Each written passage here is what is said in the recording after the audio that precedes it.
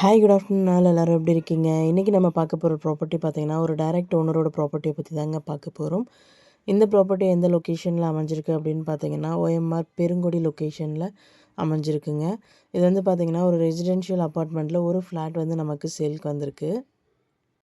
இந்த ப்ராப்பர்ட்டியோட யூடிஎஸ் பார்த்திங்கன்னா 792 ஸ்கொயர் ஃபீட்டில் அமைஞ்சிருக்குங்க.